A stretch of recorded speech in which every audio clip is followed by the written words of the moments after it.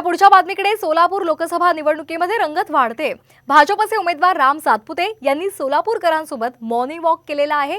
काँग्रेसचे उमेदवार प्रणिती शिंदे यांनी सुद्धा मॉर्निंग वॉक केलेला आहे। मॉर्निंग वॉक दरम्यान राम सातपुते यांनी व्यायाम केला आणि बाईक राईड सुद्धा घेतलेली आहे। दरम्यान यावेळी बोलताना सोलापूरच्या विकासावर चर्चा करण्यासाठी कुठल्याही चौकामध्ये यायला तयार असल्याचं आव्हान सातपुते यांनी दिले। तर प्रणिती शिंदे यांनी सुद्धा हे आव्हान स्वीकारलंय। पाहूया दोन नेत्यांमधला हा कलगीतुरा।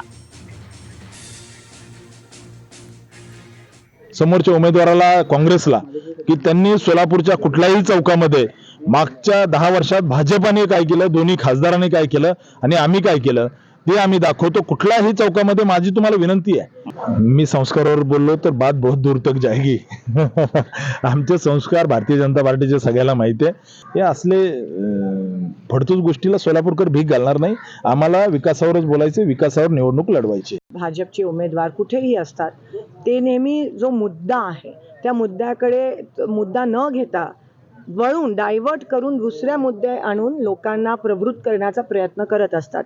तुम्ही इथे येऊन आमच्यामध्ये डिस्टर्ब करू नका। आपल्याला मोठ्या बहिणीचा दर्जा दिलेला आहे त्यांनी, आपण स्वीकार 100% मी सगळ्यांचीच बहीण आहे आणि लेक काय सोलापूर, मी इकडचीच आहे, मी अवेलेबल आहे 24/7। मी निवडणुकीला उभी राहिली तो चॅलेंज स्वीकारला।